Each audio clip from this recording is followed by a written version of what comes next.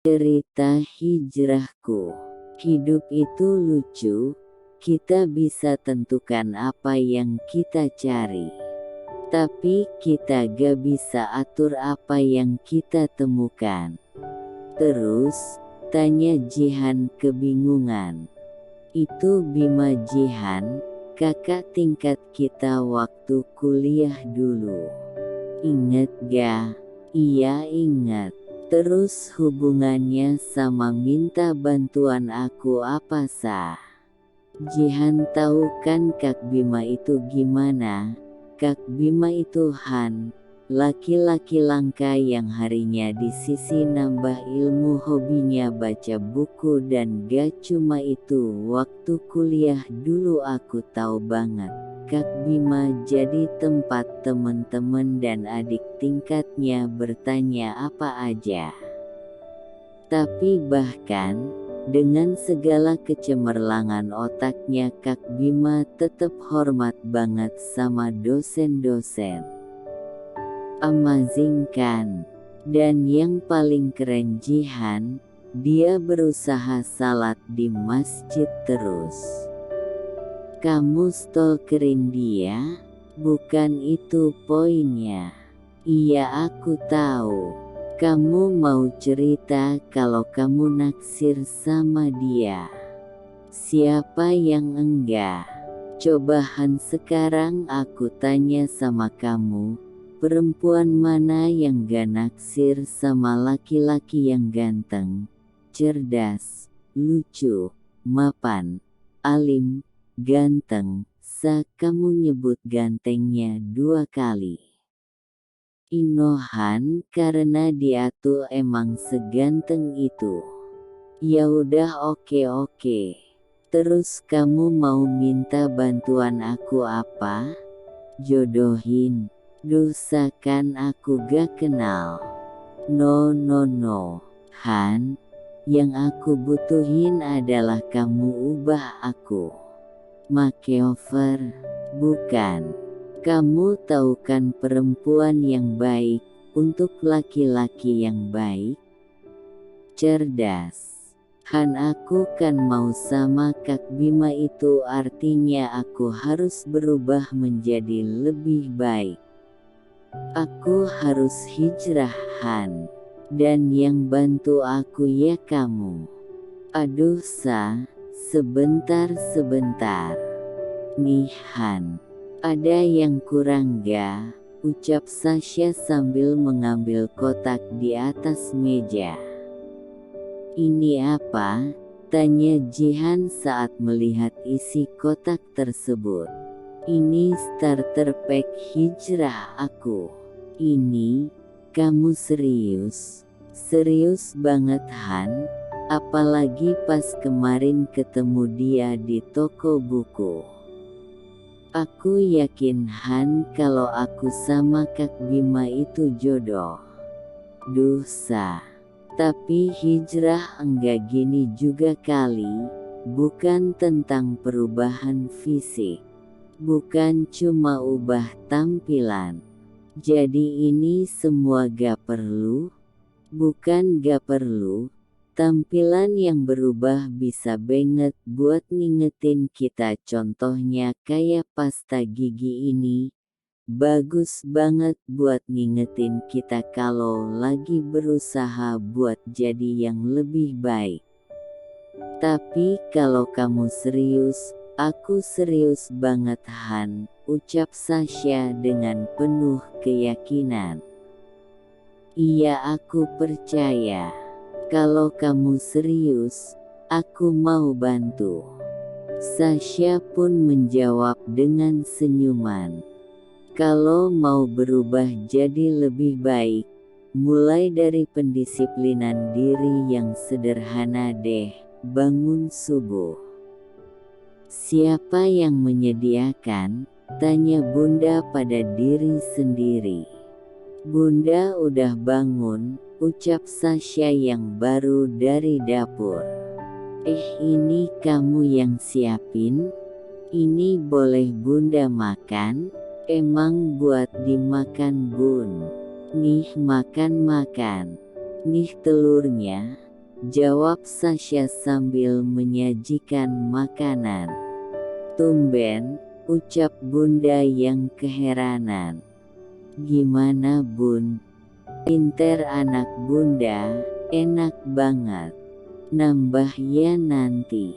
Kamu ganti style? Tanya Bunda pada Sasha saat menyadari style Sasha berubah.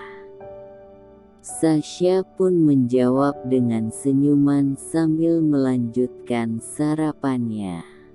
Sasha jangan lupa, selain disiplin diri, adab dan etika ke orang tua juga harus diubahkan. Kamu tinggal ada ibu, bismillah bakti sama ibu dijaga baik-baik.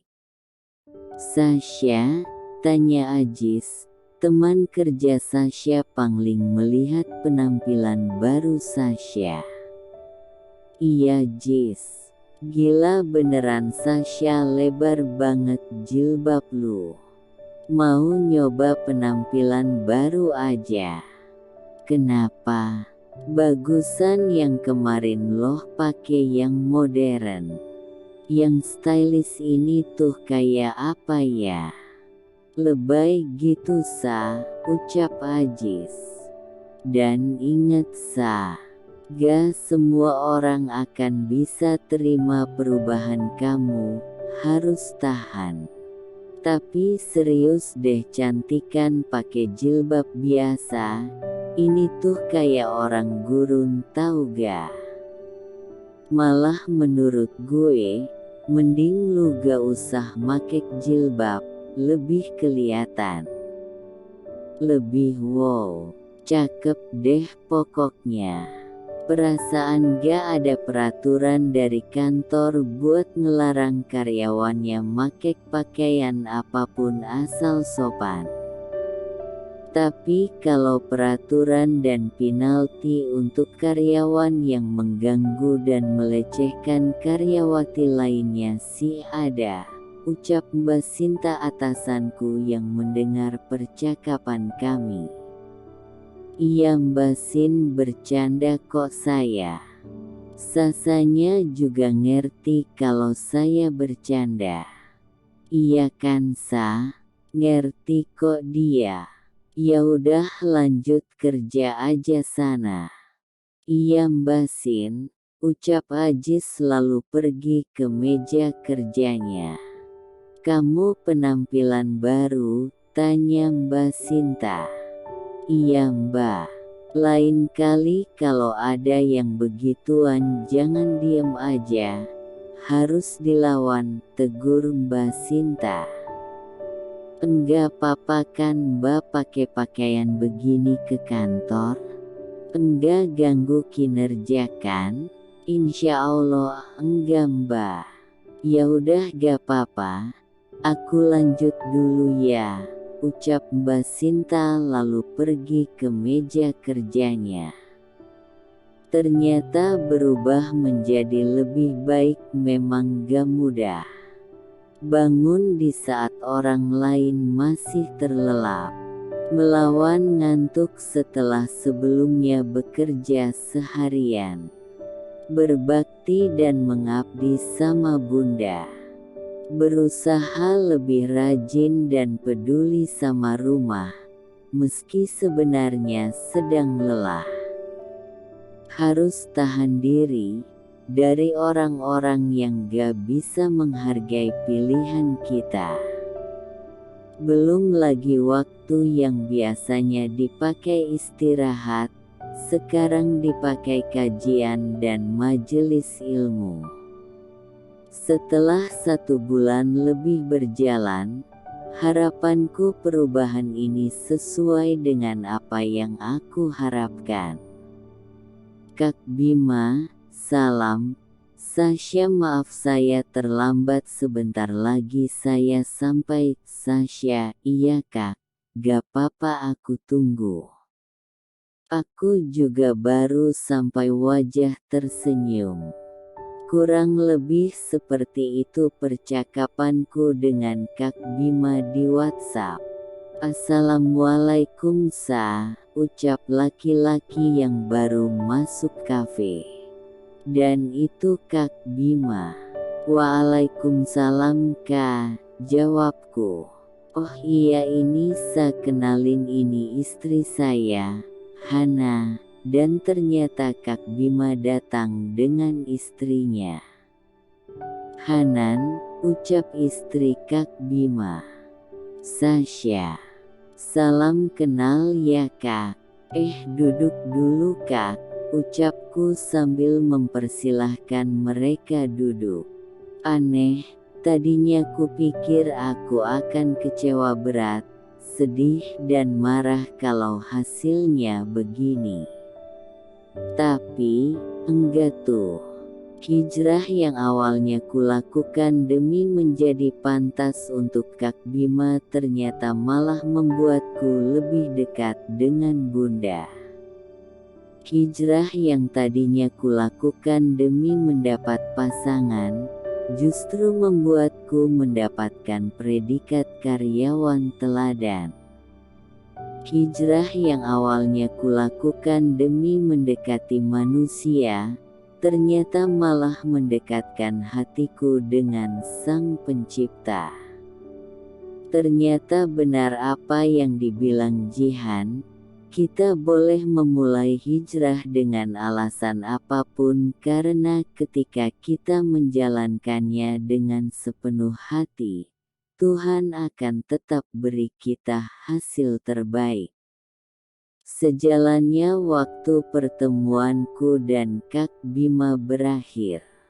Oke kalau gitu nanti kalau butuh bantuan kepanitiaan, langsung hubungi aja ya, ucap Kak Bima.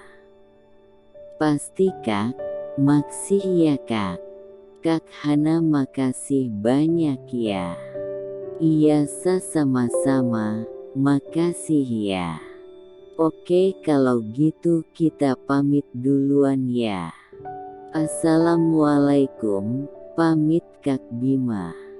Waalaikumsalam. Hati-hati ya Kak. Bagaimanapun aku tetap berterima kasih kepada Kak Bima.